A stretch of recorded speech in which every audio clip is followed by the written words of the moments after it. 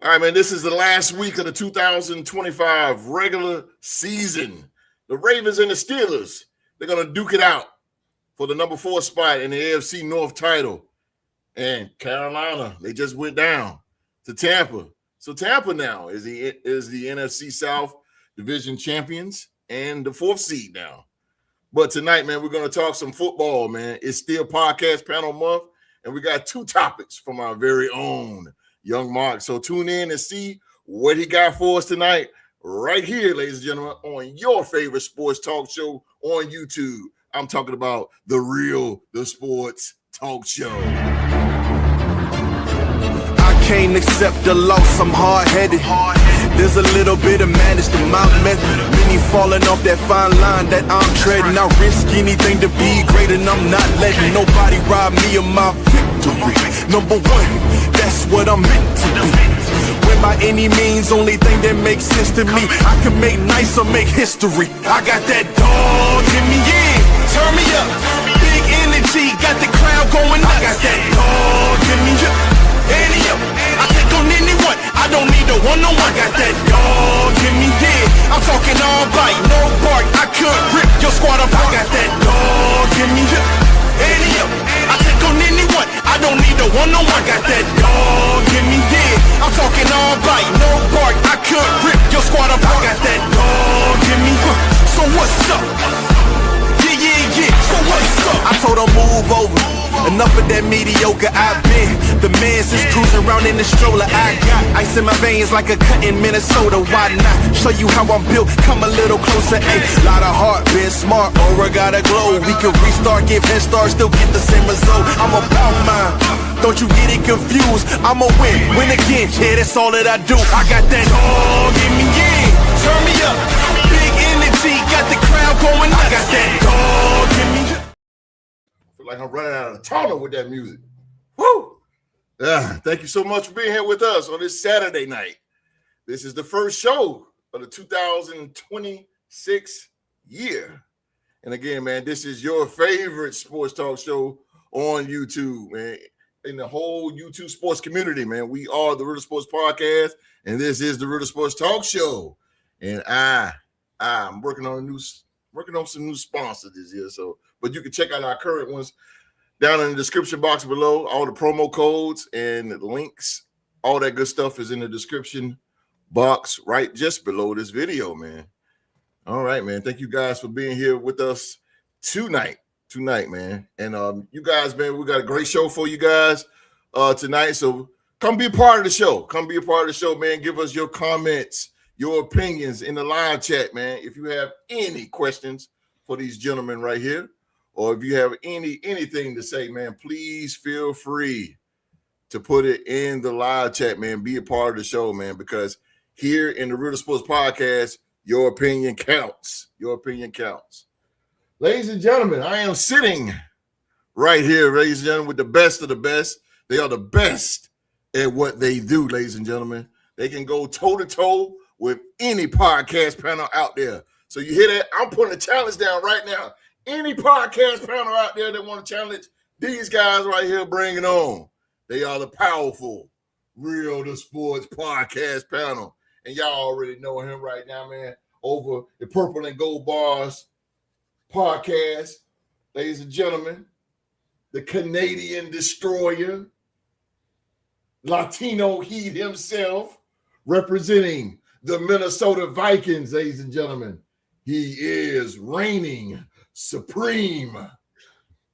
What's going on, guys? Welcome back to the Real Sports Podcast, giving you guys some of the best roundtable discussions, some expert analysis, some awesome personalities, and some banter for you guys. I am the host of the Purple and Gold Bars podcast, your Canadian Latino Heat guys. Orale! Orale! Let's go, guys. My dude. Them Vikes is in the building. The Vikes. Oh, yeah. I got the OG. Yes, sir. OG. Now, usually I say you got Armani suits and Stacey Adams and all these designer suits and ties and Rolexes and gold chains and all that good stuff. But tonight he's rocking the Minnesota Vikings gear. The OG. Yes, sir. the legend, the living legend, the Hall of Famer himself, ladies and gentlemen. He's the Diggity Dog. Q-Dog. All right, what's going on, people? Glad y'all tuning in today. The first beginning of the 2026 season. I hope all y'all had a happy new year. This is the end of the regular season, as the whole host mentioned. It's a sad season for my Vikings. We didn't do too good. Who you saying? We're going down the stretch. We won 4 in a row. We done knocked out 2 teams, Dallas Cowboys and the Detroit Lions Christmas Day. Just put them on the couch with us. I want to give honor to 2 Viking legends that possibly going to play their last game tomorrow. First of all, it'll be C.J. Ham, number 30. He's been a pillar of this organization as a fullback for a long time, 10 plus years. I just want to thank him for everything that he's done for the organization, as far as on the football field and off.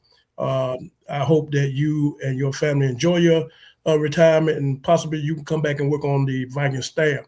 Second of all, the most prolific safety that we ever had in Harrison Smith, number 22. You have set all kinds of records. You have been a warrior since day one, the day we have drafted you. You got your 39th interception against Detroit Lions Christmas Day. That was good to see. This possibly could be your last game tomorrow. I just want to thank you for everything that you've done for this organization. Harry the Hitman, number 22. And hope that you will be in the Ring of Honor. We're going to put you in there right now. And I just hope that you can come back and work with Brian Flores. That's what I said, because he will be back. And Brian Flores work on his staff and keep this defense elite. And otherwise than that, our last game tomorrow. So I'm representing. I got my Viking helmet on for y'all for tomorrow. This will be my last time wearing it to the next season. Let me go ahead on and get the Viking horn and let me get ready and give a shout out to the retirees for tomorrow. There you go, baby. Let's go. Let's go, baby. Go. I got you, baby. Go. Last one. Go. I got you, baby. You got to go. Come on, Mark. Go. Go, Mark. You're a Viking head. Get in there, Mark. You're a Viking head. Let's go. Get it. He said Viking hater. You gotta hold the phone. He said a Viking hater. Yeah. Oh man. Saxonville, what up? Saxonville is in the building. Duval County. Duval. Man, don't hate on it, man. Just deal with it. And my saying for Jacksonville is Jacksonville is for real. Ladies and gentlemen, he represents the Jacksonville Jaguars. This man just became the first ever Real to Sports Triple Crown winner. The man holds all the belts, ladies and gentlemen. Mr. Triple Crown, he is Rockstar Rock in the building. On mute there. But how y'all doing? Good evening, everyone. Thank you for tuning in to the Real to Sports podcast and tuning into our show tonight. Our brother, the MVP, has 2 good topics that we're gonna go over tonight. And the NFC South Division title is still up for grabs. The Tampa Bay Buccaneers got to hope the Falcons lose tomorrow. That's very true. In order to win the division. The Falcons win, the Panthers win the division. So it's pretty tricky how that is, how that game. That's how suck they are. But yeah, that's how the division is this year. But to keep it short and sweet. Peace, everybody, and we're going to give y'all a good hell of a show like we always do. Yes, sir, baby. Jacksonville for real. Number 3 in the AFC. Red hot, too. 7 games in a row, Jacksonville.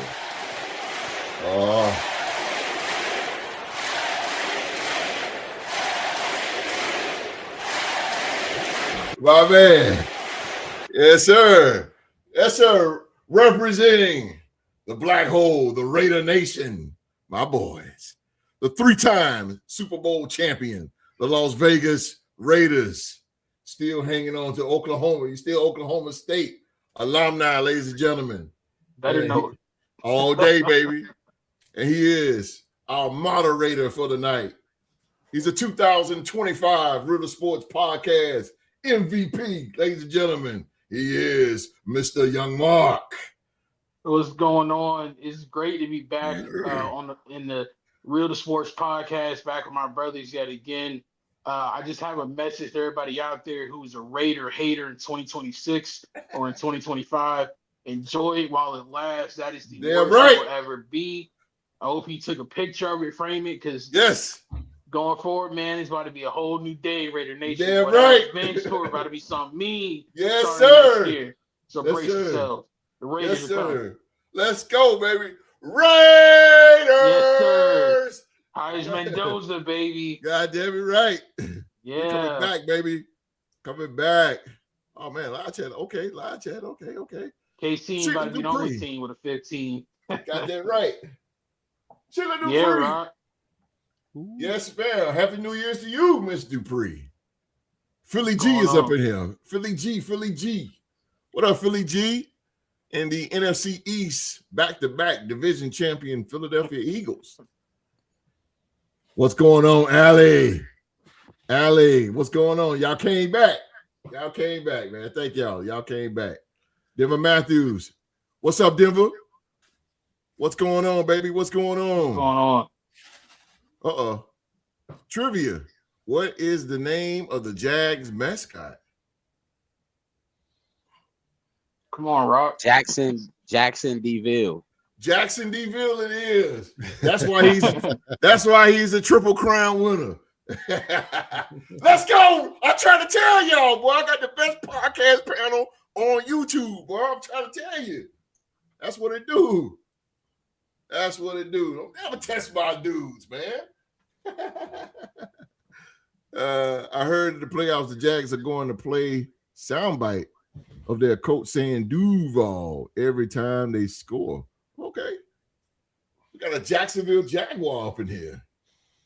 Jaguars, baby. Man, Jacksonville's for real, man. They're doing real good. Yeah, respect to them boys. Just keep that same energy when we not doing so well. That's all I tell all the fans. That's what we be saying. Keep that same energy. Yep, I had to keep that same energy for years. There you go, bro.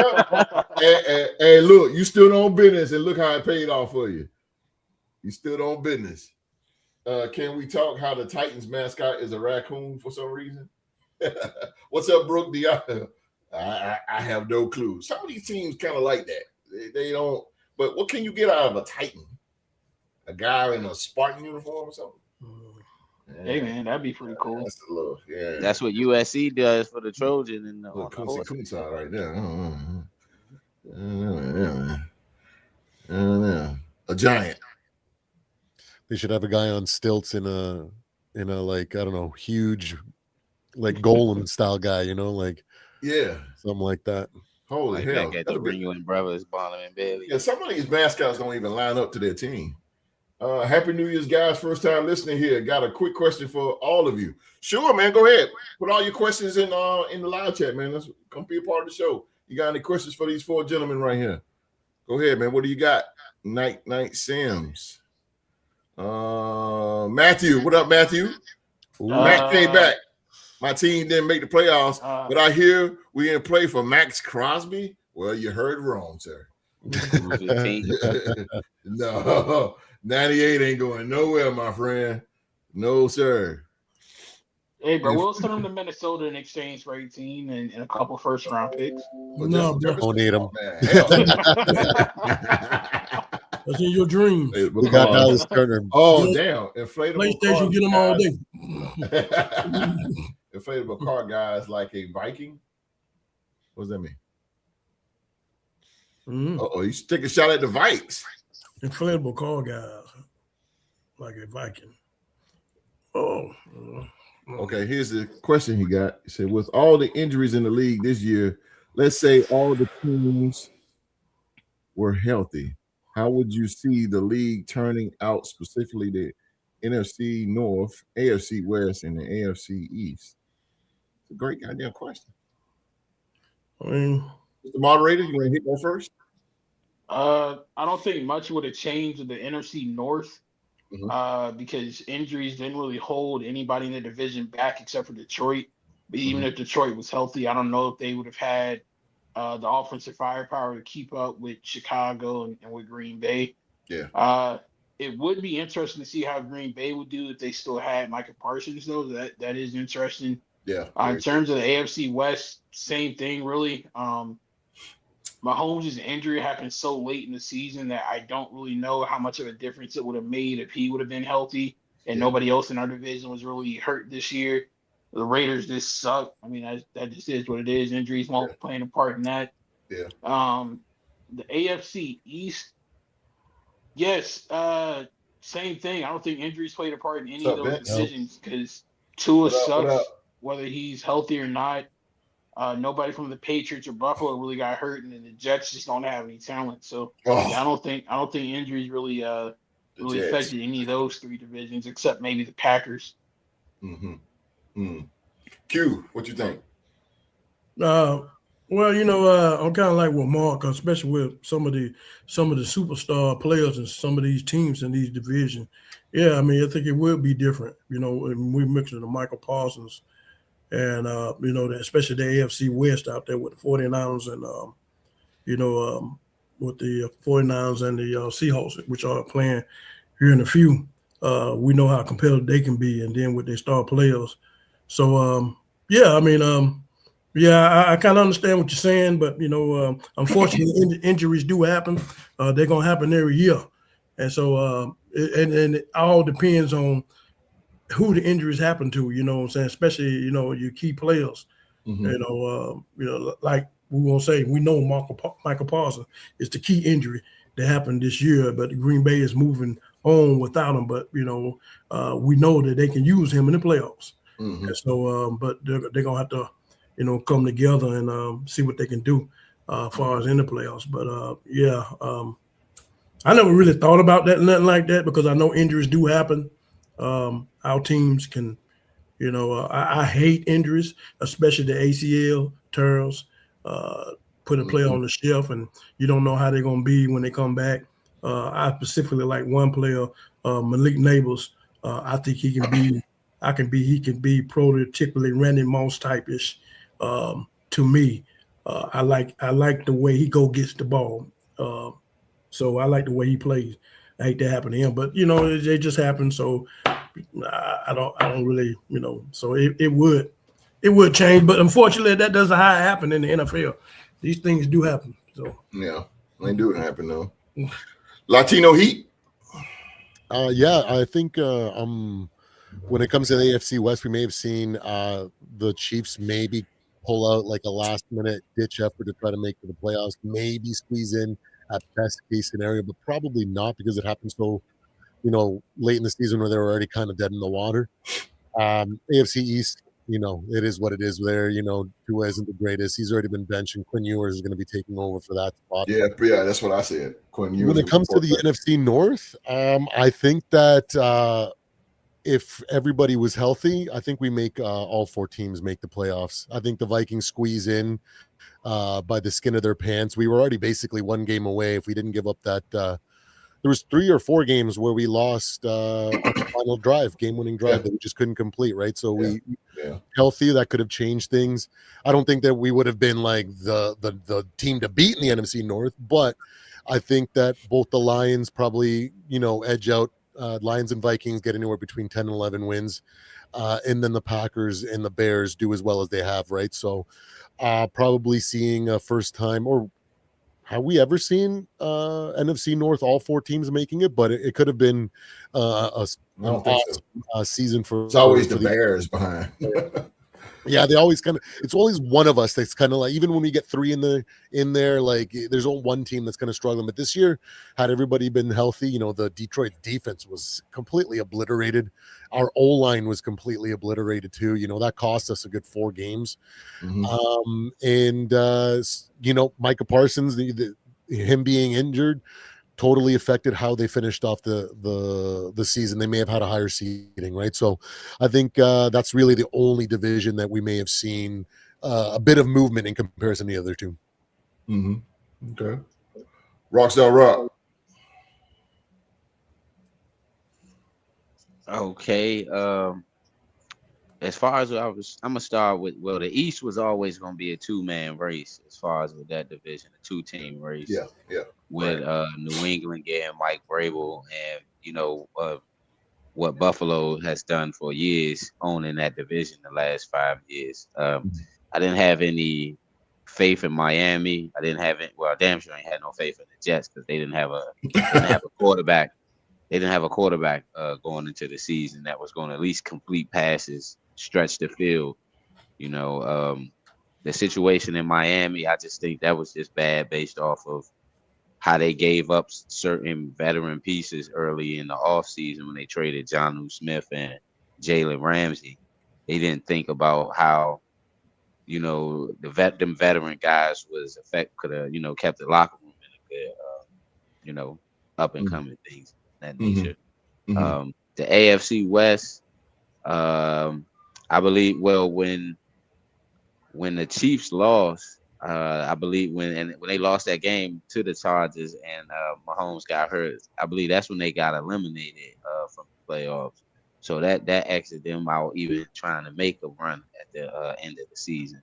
So with the NFC North, it was always going to be either a three or 2-team race, depending on how things shaked up because of all of the depending on how everything shaked up with the quarterback play with certain teams. Like Caleb Williams having a good season for the Bears is why Detroit didn't have a good season this year because they couldn't compete. When they came to playing the Bears, Caleb Williams made key plays in certain games this season down in the stretch, whereas though the games that Detroit were in last year, Detroit were losing those games this season. Mm-hmm. That kind of shook up the division a little bit. Mm-hmm. Minnesota with JJ McCarthy necessarily being banged up and then they not Mm-hmm. having a guy after him that Mm-hmm. could supplement him being banged up through Mm-hmm. certain games. It shook their season a little bit.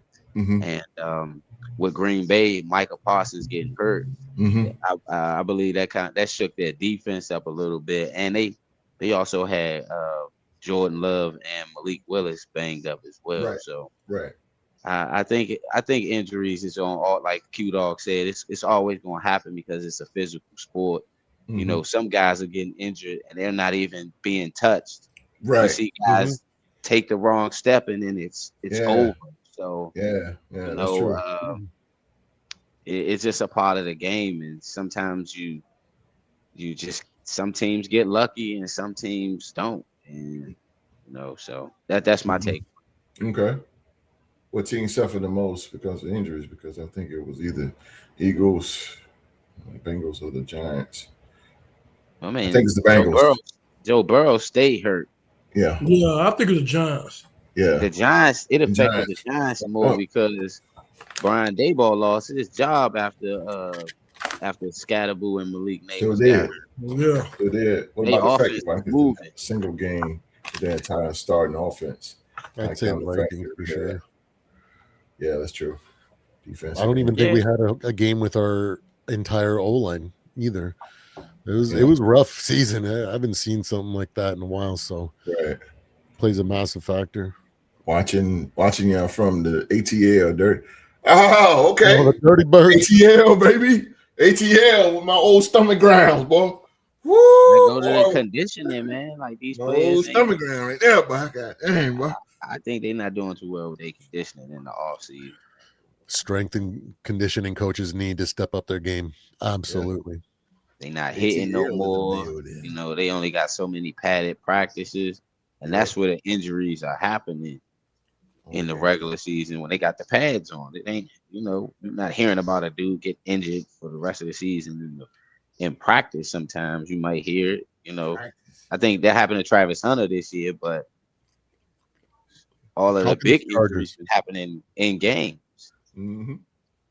Falcons, Chargers, Packers. Those are the three games that we actually Mhm. completely got beat. We had no answer for them. Right. Only games we really lost. Falcons, yeah. Oh, that's true. Yeah, no, bro, Jake Mack, Carson. That's true. He agreed with both AFC. He said, "You guys rock, man, with these explanations, though. Very thought out." Hey, man, these are my dudes right here. These are my dudes. These are my dudes right here. ESPN ain't got nothing on these guys. I'm trying to tell you. Hey, Night Sims, man, we thank you for your question, man. Anybody got any questions for these four gentlemen right here, man? Hey, the door is open. The door is open. And but the comments. I gotta get to this. If you're out there watching, please keep your comments. Please keep them clean. It's all about sports here. We ain't with that other foolishness. Because I just had to boot somebody out of here. We come on now. Come on. We grown here. We not gonna be acting crazy up in the live chat. So if you get crazy, your ass is out of here. All right? Get out of here. Come on now. We have fun and stuff like this, but racism and all that is not gonna be tolerated up in there. NFC South is no good. We're embarrassing down here in Atlanta. Well spoken. Well spoken. That's crazy that a team that's losing, the team that ain't gonna make the playoffs, control whether one of the teams in front of them make the playoffs. Yo. Absolutely. Malik got 18 yards, right? 16 teddies, probably. Yeah, Neighbors is a dude, bro. Yeah. I'm excited to see what he does next year. They was a dog, man. Dayball was going the right direction. Hate to see what happened to him. Yeah, that's true. Okay, we're getting there. Would you rather have Cam Ward or Tyler Show at the level he is progressing? Hell no. Give me Cam Ward. Yeah, Cam Ward. Hell no. Potential over. Oh, yeah. I think the potential wins over his production right now. Like Tyler Shuck has definitely been playing really good. That's Like Cam Moore's got him right. Yeah, like, I agree, Supreme. I agree, Supreme. That dude, he turned it on lately. He is playing very good. Titans, head to head, like didn't they beat the Titans? Yeah, they beat the Titans. Yeah, they did. Yeah, they did. I gotta take Cam Ward on it. What's up, Sam? Will? Hey, what's up, Sam? Sam Wentz, what up, Sam? Alabama play. Damn. Yeah, bro. We got murked by Indiana. That's so good. They both got good upside though. Shuck and Cam Ward. I just think you'd rather have Max Brosmer or Taysom Hill at quarterback. Taysom Hill. Oh hell yeah. Taysom Hill and that Vikings offense. Spencer Rattler. Neither one of those two. I would take one of those guys as QB. Oh, he a Viking. He a Viking fan. Yep. Okay. Oh, you know him, Supreme. No, maybe he's one of my newer subscribers. We've had definitely a bunch of subscribers. Man, I've been sending them to you, bro. I've been sending. I appreciate Night for sure. I've been sending them to you, man. I'm a Vikes fan, so I have to ask this, or maybe just put it out there. We should trade Darisaw, release Hargrave, retire Kelly, start Mason, let KOC keep plays, make Brian Flores the highest paid coordinator. Goddamn, I agree with 2 out of 4 on there. Yeah, the Darisaw one, you can forget that one. I'm with the Hargrave, but start Mason. No. Bring in a running back, compliment Mason. Mason is just a tough run inside in the red zone. I give us tough yards, but he's not an every down back that we need somebody explosive that can hit those holes and make defense respect it. So that Mason thing, no. Mason here is a tight end and still better than a quarterback. He is tight end, isn't he? He's on special teams too. He's supposed to be retired, right? He's a gadget player at best. Yes. Again, man, thank you guys in the live chat, man. Thank you guys so much, man. You guys is killing it, man. Now I'm just gonna turn this thing over to the moderator of the night, ladies and gentlemen, the 2025 MVP, Mr. MVP. The floor is yours, sir. Hey, appreciate it, host. You might as well call me NXT because I'm taking over, man. This is my show now. And, if you're a consistent viewer of the Real to Source podcast, you already know. If you're a first-time viewer, then welcome. I like to call this the most diverse podcast anywhere in the internet today because nobody else covers a wide variety of sports like we do here at the Real to Sports Talk Show. So tonight, we are going to put that statement to the test. I've got some great topics for you guys. So without any further ado, let's get into it. It's early January, so since it's fresh in everybody's mind, let's rewind the clocks a little bit to Christmas. You know, I'm sure for a lot of the viewers out there, growing up, Christmas was always the NBA's day. That was always the day that you open up gifts and you watch basketball. But lately, it's turned into a day that's been dominated by the National Football League to the point where the NBA is getting the crap beaten out of them in the ratings on their own day. If you look at the ratings for this past Christmas of 2025, I'm glad we got two Viking fans on the panel tonight. The game with the Vikings that had backup quarterbacks was the highest viewed game of the Christmas Day slate for the NFL, and it straight obliterated anything put up by the NBA. So my first question to the fellas is, has the NFL gotten too big for its britches? Is it starting to become offensive that the NFL is invading the unspoken rule of leave Christmas to the NBA and the NFL take Thanksgiving? I'm going to start with the OG. How do you feel about the NFL invading the NBA's territory here?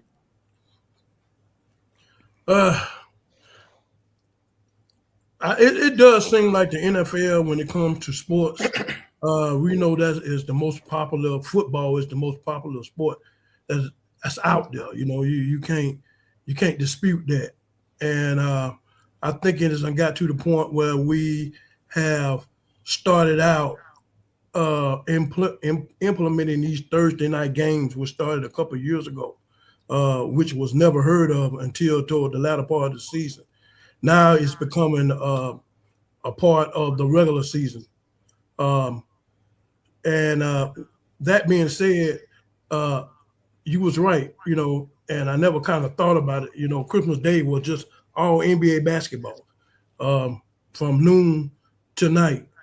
And I think the NBA has became some type of bully. The whiteout game that we started, wearing those uniforms. A lot of people love those uniforms. They're nice, but we can't wear the white helmet during the regular season. Don't understand it, but you can't wear a white helmet, period. They don't want you to wear it. It's one of the NFL rules. But we can wear it for the whiteout game. And it's just because, you know, that's the most Christmas Day. You're going to have all these views and everything. I really feel that the NBA has got itself put in a position where the NBA is the bully, and it seems like they can't beat them because I just think you know I don't really. The NBA has changed. To me, I don't think that we can see that there's a lot of star players that maybe on a certain two teams, but we can't. I think it came down to seeing star players, and I think the NBA has changed. We know the NBA has changed, but the NFL will never change. It will never change. You're gonna see star players on different teams all the time, and with star players on different teams, you know the matchups are going to be good. You know, you're going to see star players on this team, star players on that team. The next team that comes up, you star players on this team. You can't say that with the NBA unless you want to take it back to the 90s. Now, if you want to take it back to the 90s, then, you know, hey, the Knicks, the Lakers, the Bulls, or whatever, you know what I'm saying? All these different, you're going to get a good matchup in every game. And I think once they got it, once the competitiveness had gotten away from the NBA, now a whole lot of star players on a whole lot of teams. I think that might be something that they might be looking at that might have done happen with the NBA. You know, it's kind of like there'll be an old rapper, Humpty Dumpty, and say, please, all the rappers in the top 10, please allow me to bump D. And I think the NFL has bumped D. So, so in that aspect, yes, I hope. You like that one, but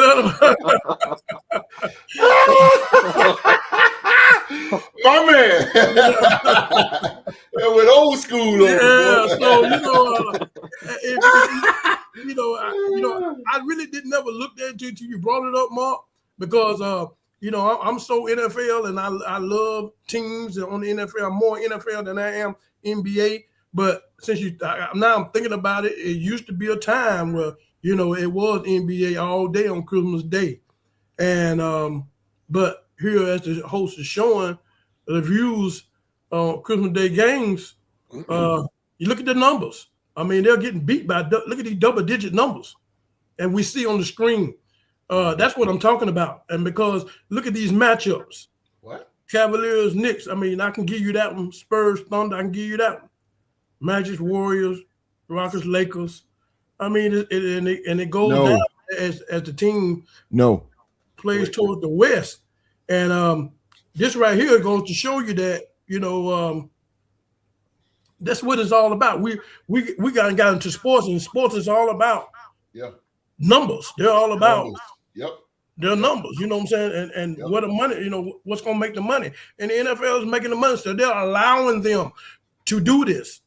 They're allowing them to come on Christmas Day and bump the NBA out the way, which is right. Which is right? No, it's not right. It should give them the same chance to get up there, but they just can't. Right here, it shows right here. The statistics show it right here that they can't compete with the NBA in the NFL. They just can't.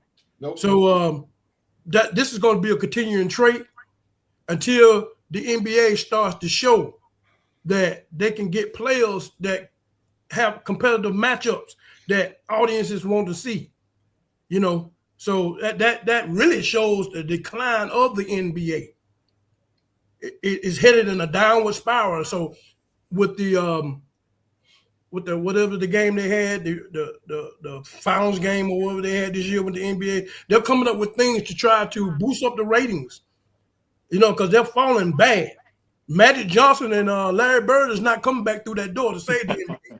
So I don't know what they're gonna do, man. So it's terrible for them though. But yeah, I don't know what they. But from what I'm hell yeah, I am. Yeah, I'm ready for that. The NFL, is taking over, man. Their ratings too strong. Yep.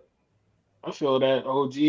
So Supreme, my man, since you got a marketing background, let me ask you this: the Latino NFL, Heat, baby. The NFL start off this season. You had game one, opening night before the first play even happened. The quarterback of a star team getting spat on by another player. You've had fans complaining for years about how bad the officiating is. We did a whole man-to-man barbershop episode about parents feeling concerned about letting their kids play football because of all the crazy injuries you can receive. So you got all this negative publicity out here in the air, yet when you look at the numbers, the NFL's put up some godly numbers. Supreme, I want to ask you from the marketing perspective, what's the secret sauce to how the NFL can keep bringing in all this TV exposure and TV revenue, yet still have all this crazy stuff going on the field? Marking these questions, I tell you. Yeah, it's crazy, bro. When it comes to the marketing background, they're just doing a really good job of identifying what the fan base wants and what where other leagues are not coming up to par, right? So Ravens, NHL, MLB, NBA, their product. Well, I guess baseball's probably still up there, but for the other two, they're just not what they used to be in the 90s, right? So they're just identifying a gap and they're filling that hole. And despite the negative publicity and stuff like this, earlier in the season we talked about the coach of the Cardinals hitting the player, the running back, after fumbling the ball, right? And my position was like, I had to take the business perspective because you can't let that happen on the sideline because that just ruins your product. It ruins your ability to sell ads. It ruins your ability to push this to a wider audience. So despite all the negativity, there's still so much other stuff that they're just doing so well in comparison to other leagues. They're providing that value that other leagues aren't doing, which is why they have taken over so much. From a marketing perspective there, it's funny when I was preparing for this one, I actually misunderstood the question. I thought it was invading other territories, like with the international games and trying to get into Europe and trying to get into Mexico and Brazil. So I had another whole train of thought as well that I'll touch base on it at the end. But when it comes to NFL encroaching when it comes to Christmas on the NBA, it just becomes a product. The product for the NFL is just far superior than the NBA right now. The NBA needs to go back a little bit old school. You know, they need to bring back hand checking. They need to bring back more competitiveness. Hey, man. So, like, You like the host OG fired up.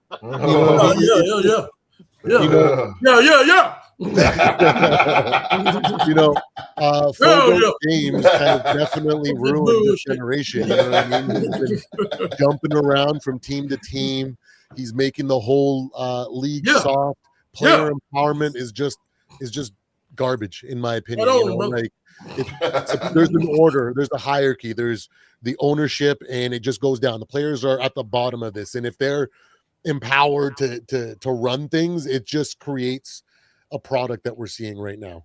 The NBA is a joke in so many different ways. Nobody wants to, there's some competitive teams out there. You got like OKC out there, they hustle hard, they play good.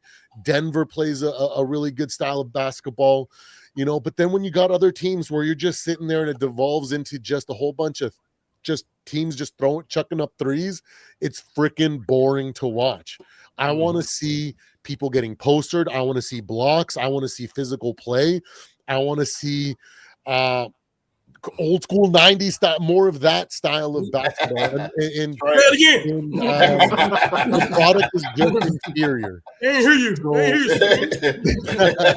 So as a result, that's why we see these numbers, right? That's why the NFL is taking a massive step in encroaching on the NBA. When, yes, traditionally speaking, Christmas was the NBA's, like Q Dog said, we had a generation where we had the Bulls, where we had the Magic, when we had Houston, the Pistons, the Knicks, come on, Seattle, you know what I mean? Like, there was just a different level of competition, and we didn't see guys at the end of the game, dapping each other up and exchanging jerseys and acting like they were best friends.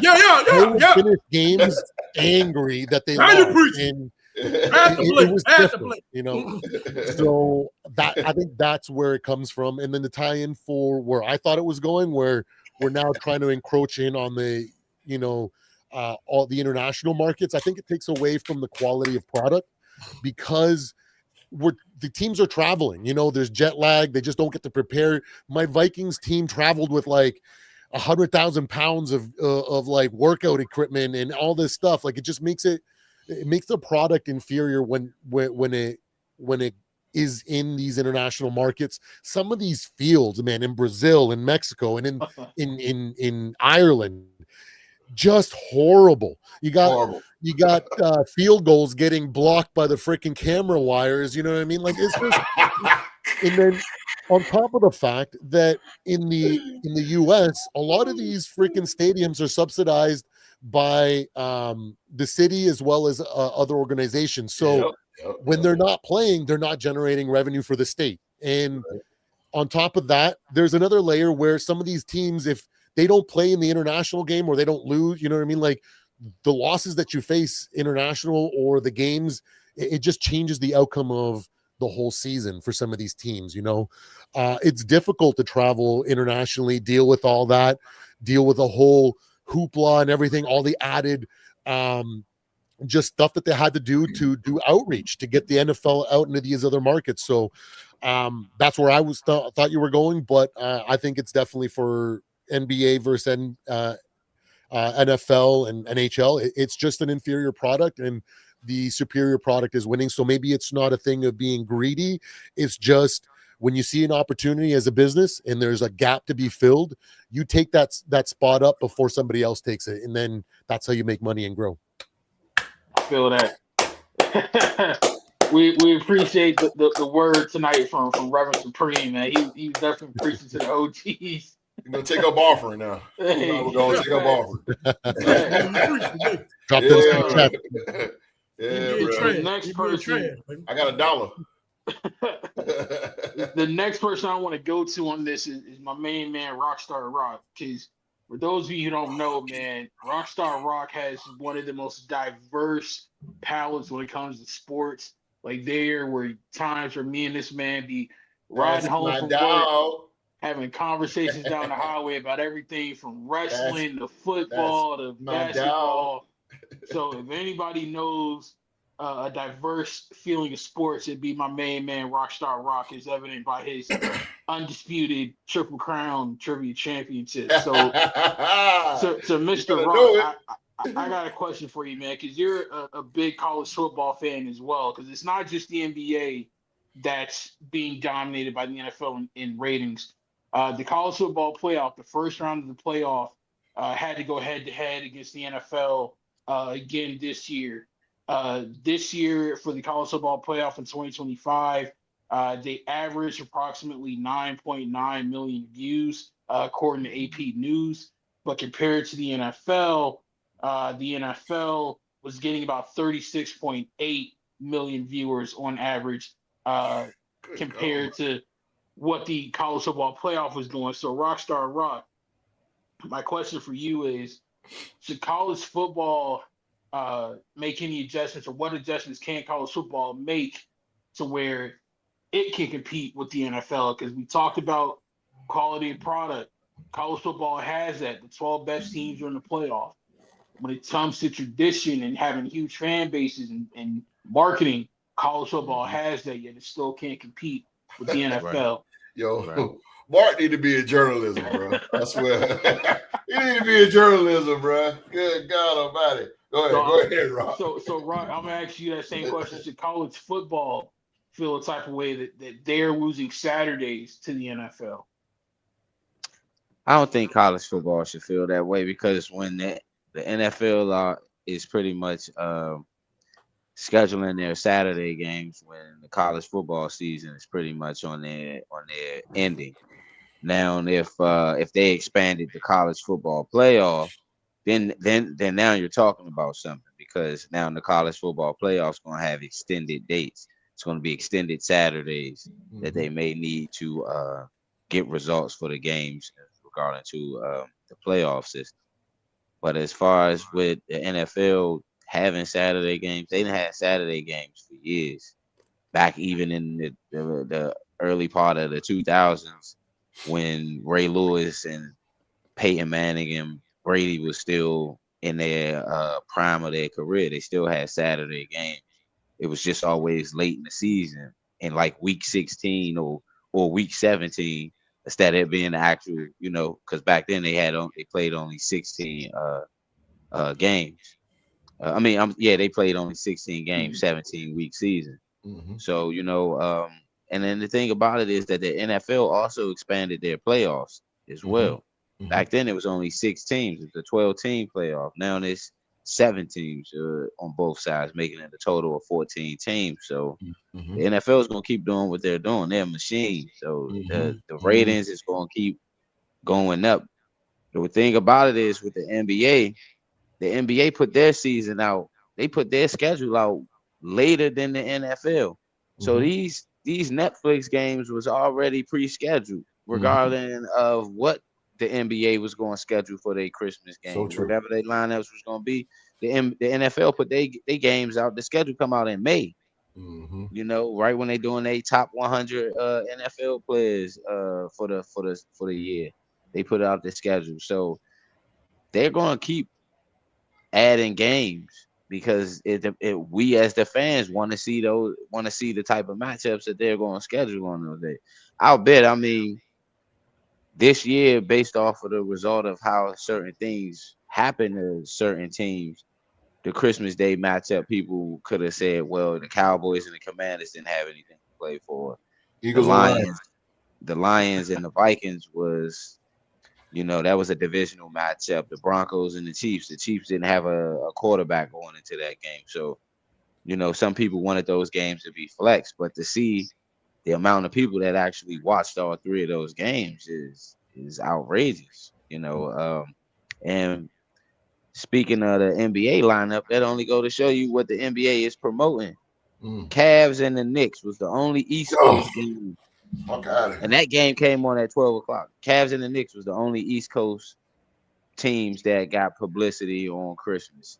Yeah. All the other games were West Coast games. The Timberwolves and the Nuggets, people were already tapped out by them because they were competing to watch that Chiefs Broncos game.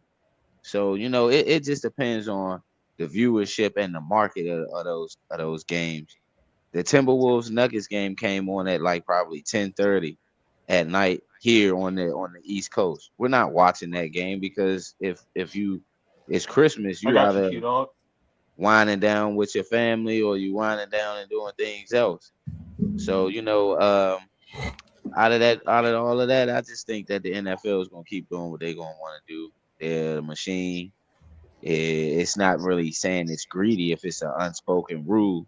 They're doing what they're supposed to do to protect their product and to promote their brand. Yeah. And who says football being on Christmas isn't better? I mean, we always have it on Thanksgiving as a tradition, and who says people out there on Christmas don't go out there and have Christmas Day football games as a family, just like you do as having a neighborhood turkey bowl. Absolutely. So it's not like they're moving in on the territory that's not up for grabs. It's up for grab. Absolutely. So I think they're not being greedy. They're just doing what's best for their brand. Absolutely. The NBA would have done the same thing, and they are doing that by having Monday night games. The NBA got games on Monday night now and on Tuesday. So they're kind of getting in that same territory as trying to compete with the NFL in certain ways, because now once the season's over, that Monday night slot is just going to be the NBA and WWE on Netflix. So you're not going to watch, and the NBA has got that bracket of having it on local TV, the Monday and Tuesday games. They're either on Peacock or NBC. So they're going to win their ratings war towards in the mid part of their season. It's just that right now, we all know the NFL is going to do what they need to do and protect the brand and promote the shield. I got you. OG, what you have for us, man? I'm telling you, man, I got something I'm going to say that's going to blow y'all mind. Go for it. Looking at these numbers here, we're talking about these Christmas Day games and how, the NBA, the NFL has doubled the NBA and basically done pushed them out. One thing we failed to realize that I think the reason why a lot of these numbers are doubled, man, because there's a lot of women out there love football, man. Yeah, man. It's a lot of women out there love football. I got two sisters, man. They just diehard football fans. They don't never talk about college. They don't never talk about NBA. They always talking about the NFL. They was very adamant at Christmas Day that we're going to sit down and we're going to watch these 3 games. You know what I'm saying? So, is mama happy, everybody happy in the house. So you got to go. So I'm telling you, there's a lot of single women out here too. There's a lot of single women out here, and they prefer pro football over college football or pro football over NBA. And so that's that's a thing that we don't really look at it. We know this a man's sport, but a lot of women are into football these days. A lot of them got teams. They walk around with their jerseys on, and so they love football. A lot of them can't wait to football start like we do. Everywhere you go, women talk about the NFL. So throwing the women in along with the men, the NBA is going to fall behind. There's not too many women out here that love the NBA. Not too many. Here and there. That's a little iffy. Not top 10. Go ahead, Q. Yeah, but I think that's the reason why that helps that number boost up there, because there's a lot of women out here that loves the NFL. They definitely want to see a bunch of guys go at it instead of a whole bunch of flopping and limp-wristed basketball players out there just going for threes every 2 seconds and flopping. Yeah, I mean, it's the physicality of a man. They love that physicality. You know what I'm saying? And they don't really, if you talk to them, they really don't understand basketball as much as football, because that contact, that's what men put the Warriors, and so that's the thing that I see mostly women. Man, I'm telling you, got some women that's really, really, really adamant about football. Love football. You know, host your wife like the Green Bay Packers. I ain't never heard you say anything she look like no NBA team or nothing like that. So it's always the Packers. And my sister's a Broncos fan. Yeah, so you know, women love football, man. So that helps these numbers get up.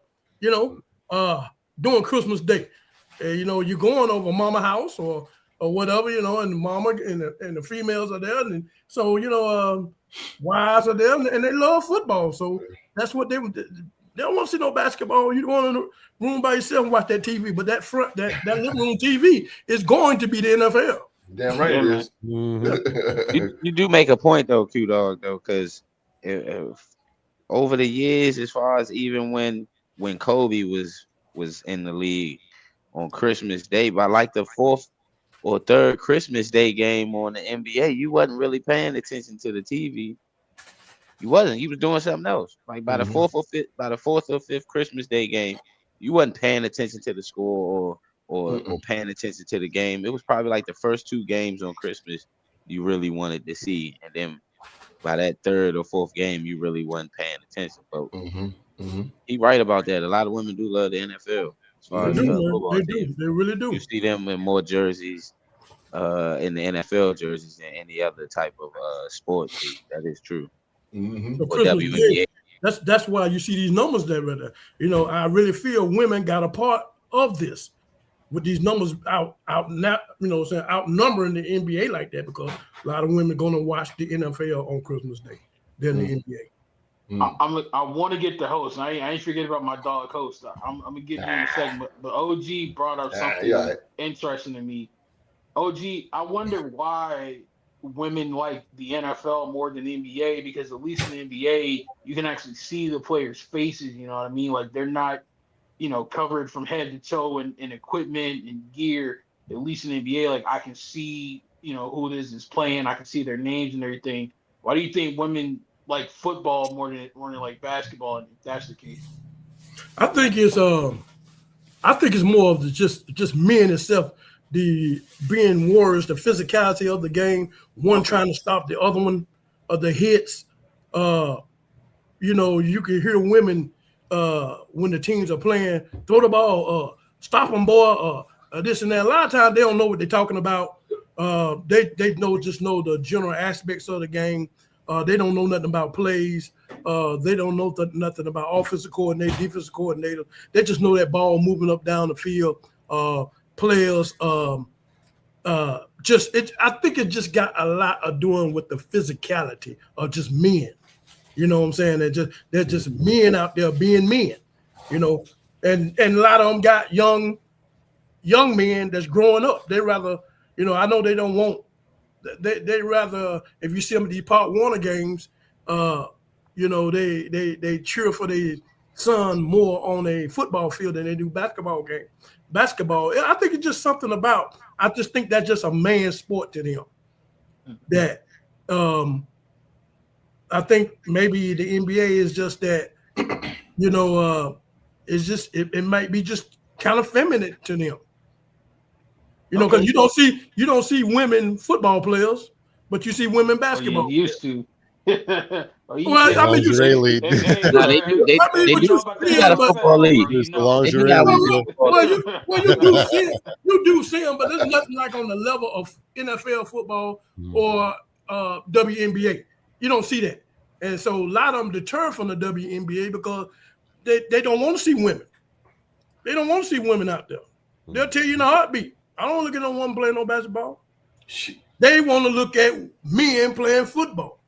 They barely want to look at men playing basketball. So I just think it's just the physicality of men out there, the warrior type, gladiator type sports that turns them on.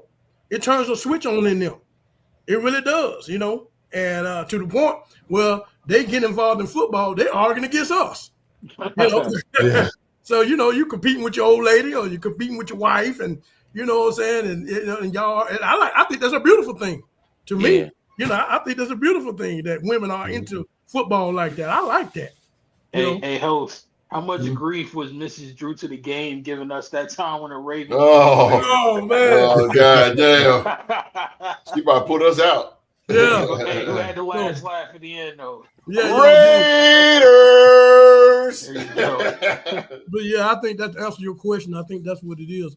I think it's just more of the physicality in the NFL than the NBA. It doesn't strike them. It doesn't interest them. You got a few players that females that like the NBA. My sister-in-law, man, I'll tell you that she's one of the biggest NBA fans I ever known. Her goal is to touch on every NBA stadium before she leaves here. So that's her goal. So that's what she's traveling to go to every NBA home court team before she leaves because she loves the NBA. She's a rare breed because I don't know too many women that like the NBA. She's very rare. And so that being said, most women I know that like sport, between these two, 99.9, that's going to the NFL. I got you. So let's say athletes, let's female athlete. Let's say a female athlete. They like majority both sports. But we're talking about fans in general. But I think the fans they'll go to the NFL.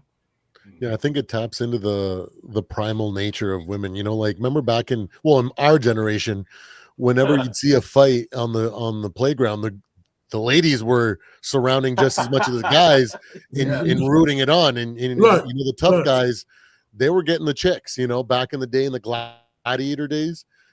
Those women would throw themselves at the gladiators had the pick of the litter when it came to women back in those That's days true too. in the Coliseum, right? It just triggers something primal in them that they know that these guys can protect me, and it hits a trigger in there, right? You know? Yeah, because like back in the day in our high school days, you know, if you played on the football team or played on the football team, 9 times out of 10. You know, you're gonna get your girl. She want to walk down. She want to change classes. Gonna be a ladies, man. Yeah. You on that football team. You gonna get they're gonna grab it because they want to be. I'm with a jock. They say jock back in the day. You know, so that was a big thing. Like you say, Kareem. That Supreme. I mean that I think that really narrows it down to it. You know, they just like that physicality. I got you. So I gotta go to my main man, my Raider brother, the host. Man, if anybody knows about like what it's like to be a sports fan who enjoys a bevy of different sports, it's my main man, the host. So host, I gotta ask you, dog. We're looking at the numbers from where they are today. Let's take it back to the 90s. If you had prime 90s NBA, I'm talking like MJ, hell, if you want to throw Shaq and Kobe in there from the early 2000s, go ahead. If the NBA still had the star player and the style of play that it had during its peak in the 90s, would that be enough to make them competitive against the NFL? Or do you think the NFL is just too big for anybody to reach right now? Ooh, Mark, I tell you, journalism, I pay for your schooling, brother. Good God Almighty. Good God. First of all, talking behind these 4 guys is hard to do. Holy smoke. I'm just enjoying just sitting here listening to these guys. I'm enjoying this. This is good. But yeah, man, if 90s basketball, you said if Kobe and Shaq were still there, like guys like that? I'm talking like literally take all your stars and the style of play from the 90s and take some of your stars from the early 2000s if you want. What would it take for the NBA to put up respectable numbers against the NFL?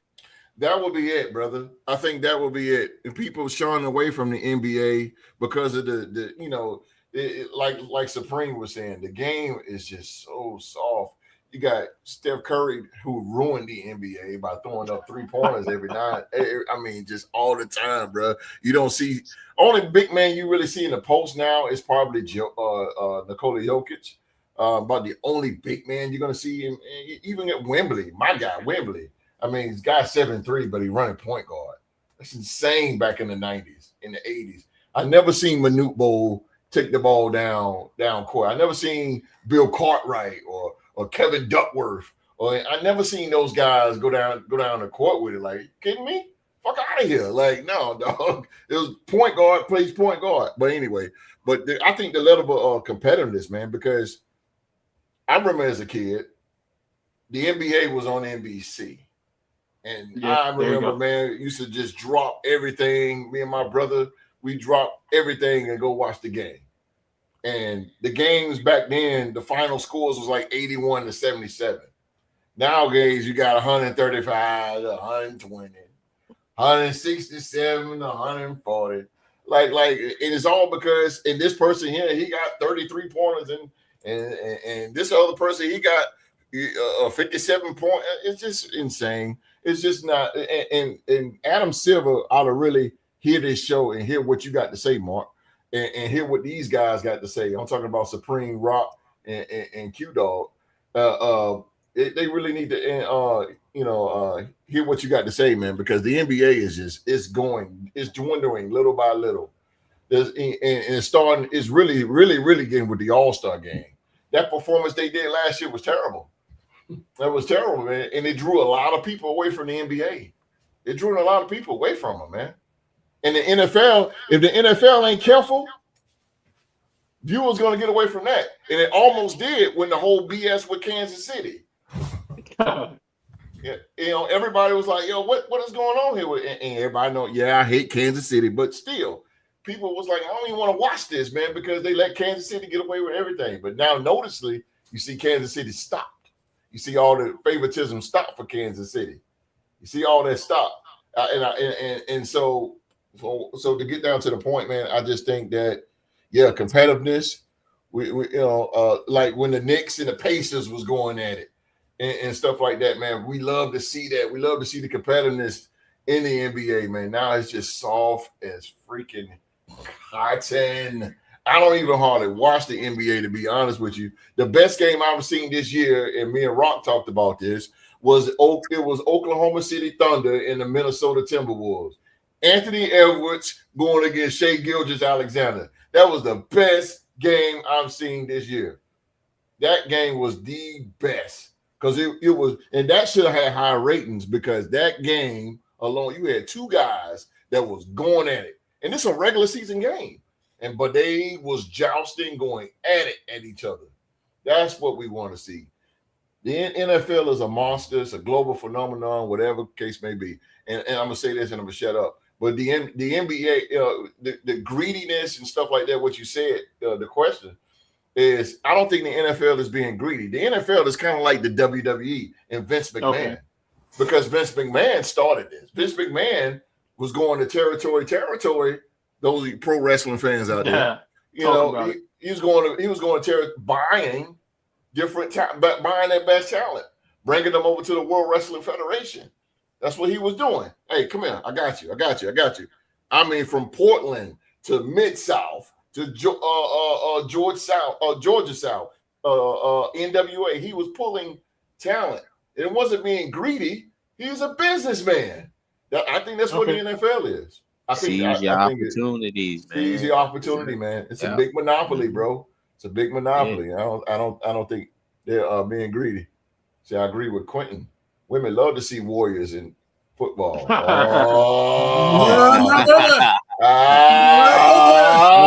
Shit. Yes, I know, goddamn. Yes, sir.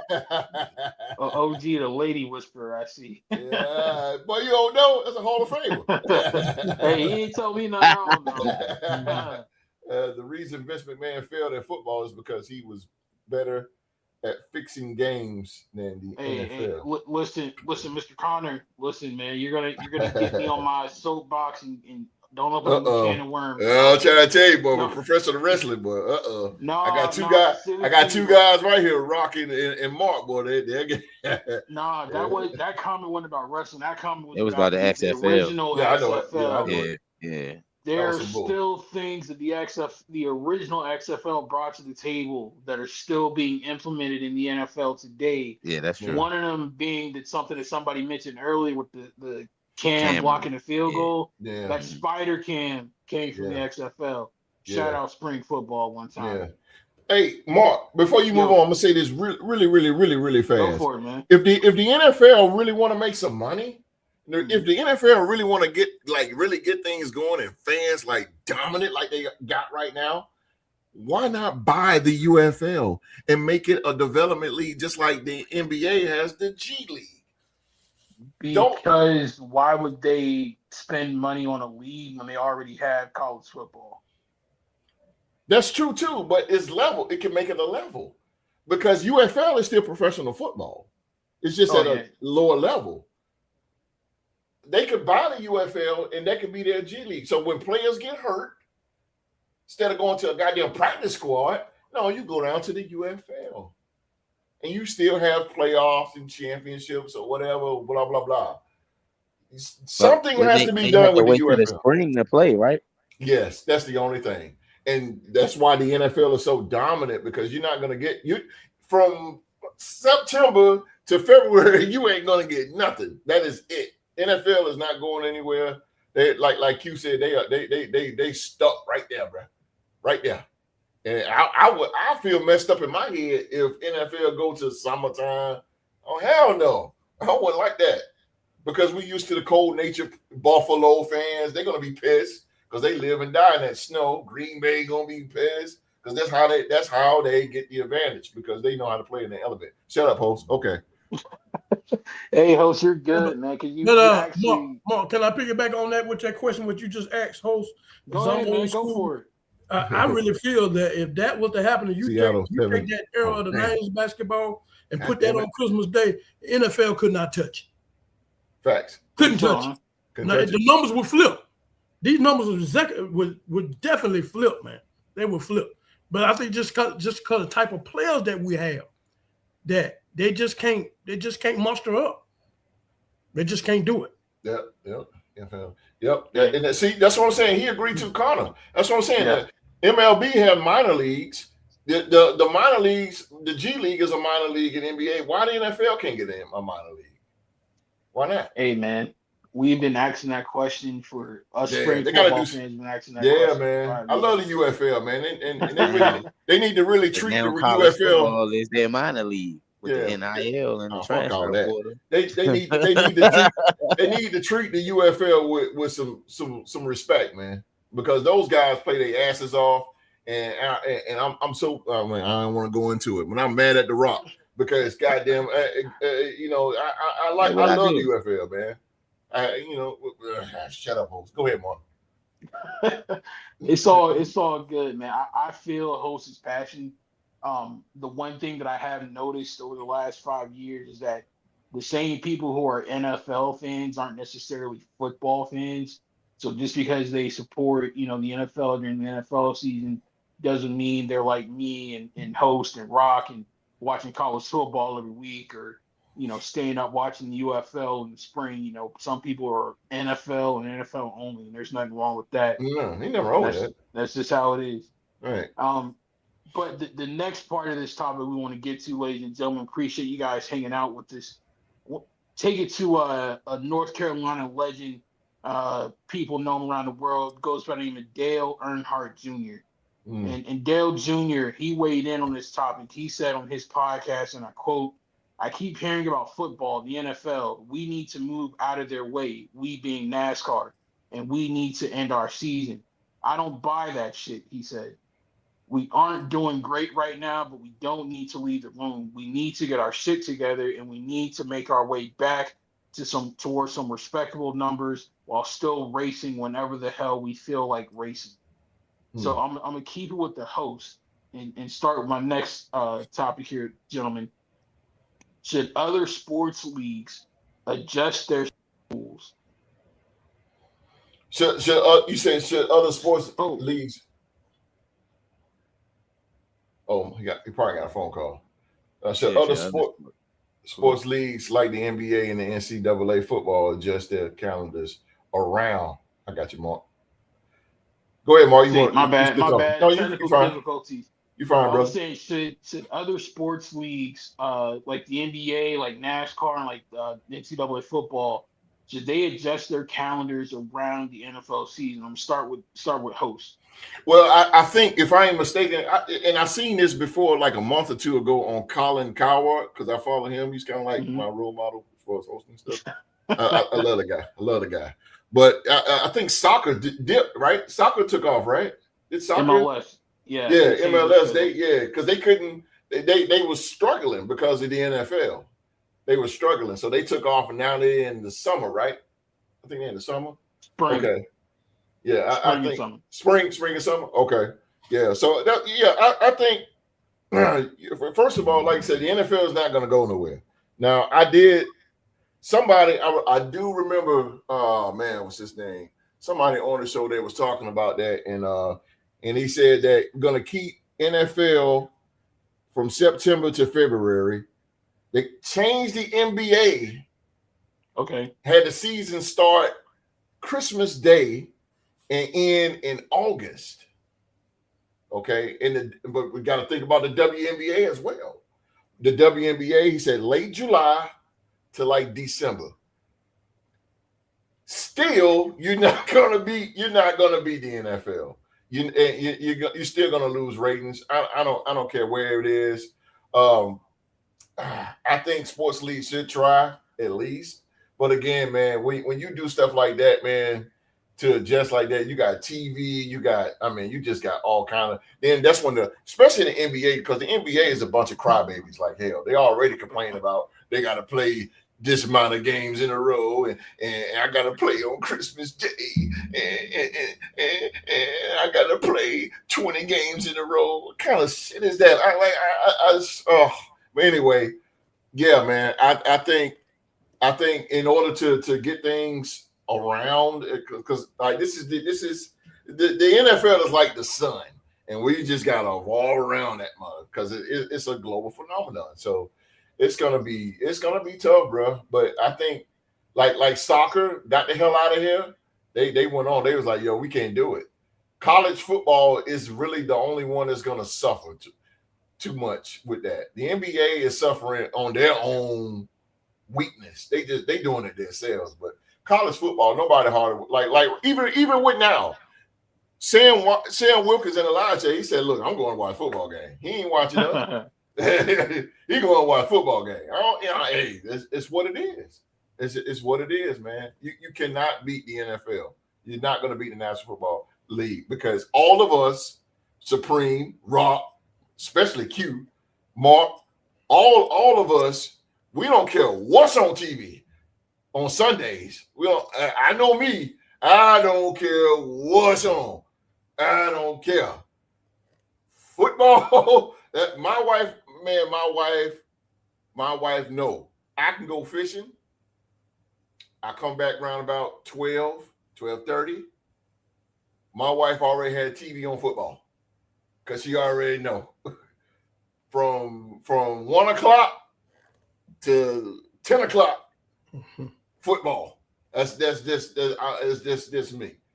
So it is to check my mouth here. Yeah, it is. It's going to be tough, Mark. It's going to be very, very tough for sports leagues to do this. I don't know who else going to move.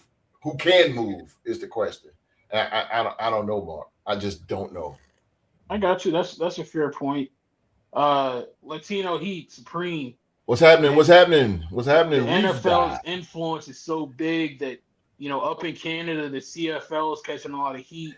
That's true. They're restructuring themselves to be more resemblant to the NFL.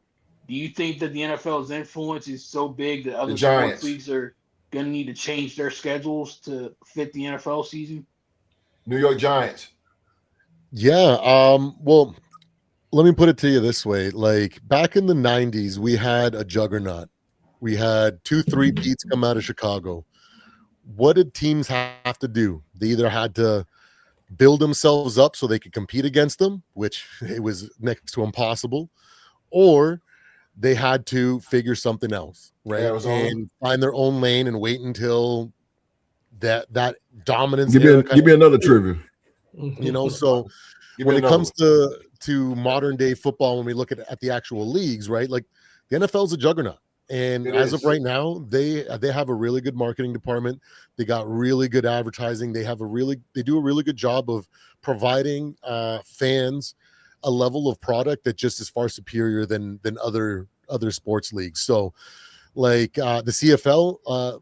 We're seeing that from MLS, CFL. They're retooling their Trump, yeah, he did do that, leagues in order to be able to I remember that. position themselves That's in facts. different areas to be able to generate revenue, because it really only matters about revenue. If you can't compete, you need to get out of the way. You know, That's or right. else you're just going to get trucked all over. You're going to give up Yeah. three-peats, and it's just going to be an era of dominance, and everybody else is just going to look bad, right? Yep. You're going to have someone retire for a couple of years for anybody to have a chance. You know what I mean? Right. And that's not happening with the NFL. So the NBA might be able to, if they kind of restructure, because they do have the superstar names and talent to be able to position themselves to contend against the NFL, but the product is just mediocre in comparison. You might have all the superstars in the world, you might have all the shoe brands and the deals and everything, and the marketing power, but if the product isn't good, you're not going to compete against a juggernaut. Absolutely. And so they're going to have to retool their rules, bring in maybe an old school mentality, something in order to be able to compete head to head with the product that the NFL is. So for every other league, you know, and college football, yeah, they should probably look at maybe adjusting their playoffs or their season so that they kind of finish a little bit earlier, so that, you know, December they just can't compete, you know, and so they kind of can shift back and have the ability to draw in those numbers and bring in that revenue, because that's really what matters. NHL is kind of one of those leagues that is really popular in general, but they really don't compete. They have it's hard for the NHL to compete because it's just a different sport. You know what I mean? It's like curling. You know, they make their money, but it's different. You know, their fans base is different. Most hockey fans that I know that are just diehard hockey fans, they don't watch CFL, they don't watch football. It's all hockey, nothing else. Maybe some baseball because we got the Blue Jays and whatnot, but other than that, it's all hockey. So they don't really have to position themselves to compete with the NFL. Plus, their season can really rotate really easily, right? But yeah, I think that other leagues are going to have to adjust and get out of the way or get run over. You know? And so it is what it is. If they want to be competitive, if they want to continue to make money and scale, they're going to have to. I got you. God damn, that's so true. That is so damn true. So, OG, if one of these other leagues adjusted their schedule, do you think that would increase their viewership? Do you think more people would check them out that wouldn't have been able to before because they were too preoccupied with the NFL? It's kind of hard to adjust your schedule around the NFL because when they start and when they finish. The only sport I've seen around there that doesn't have to really worry about the NFL is the MLB, because by the time they get started in spring training, NFL's already gone, and they play majority of regular season before the NFL come in within the first month of September, and so they're basically going through their playoff game by the end, and so. They don't have to worry about them far as regular season views.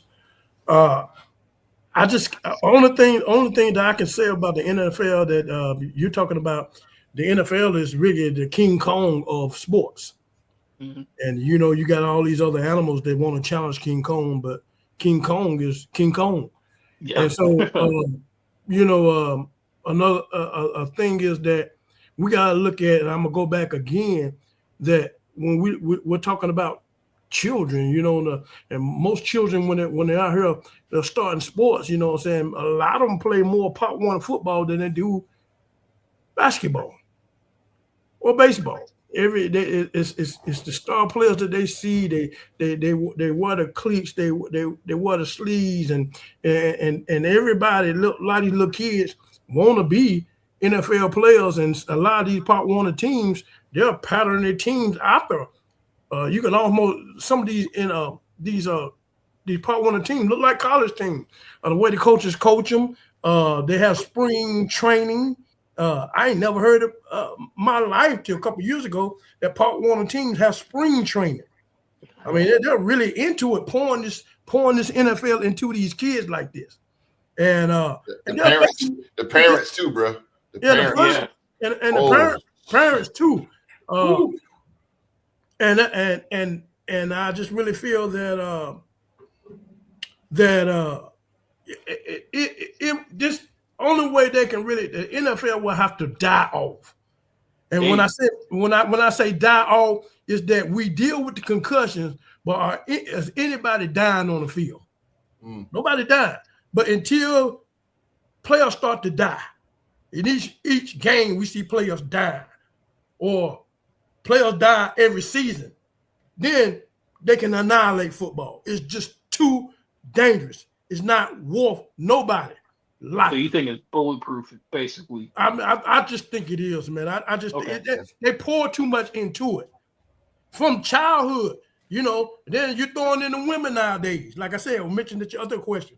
I'm throwing the women, putting up the numbers now. Now women are into it. There's so much they're pouring into it, and it's just like they're getting stronger and stronger by every year. And so these other teams, the NBA, the NCAA football, the NCAA basketball, and all these other teams, it's just hard. You can just get in there and do what you can do, but it's hard to mess with a juggernaut, a team, somebody that's strong like the NFL, man. That thing is strong. Draft night. Look at draft night itself. It's just crazy. Look at all the people out there draft night. Wherever they host the draft party. Look all 3 nights. That's like watching the ball drop at New York Times Square. I mean, multiply that times 10. I mean, it seems like you can get trampled on out there. Yeah. I mean, but it's just crazy, man, how the NFL has come since way back in the day, since I was a little kid and watched it. It had just grown and grown. The draft ain't never been like that. Never been like that. Mm-hmm. Never been like that. You don't even really knew of a draft. It wasn't even televised. Yeah, it wasn't even televised. Yeah, never. You know, and nowadays football has just, like I say, you know, with the equipment, with the Under Armour, look, guys out there want to look good, and you know, everybody wants to be certain players in the NFL. It just like I say, and I hate to be harsh about that. That's the only way I figure that these sports can come up and be dominant, is that the NFL has to die. So what's up? And it's not it's until people start to die on the field, then these other sports can, because it'll go down. The NFL will go down as life is starting to be lost on the field. You know, they're working around the CTEs, and they're running around the concussions. They're working around that. They're gonna work around. There's too much money involved. Right.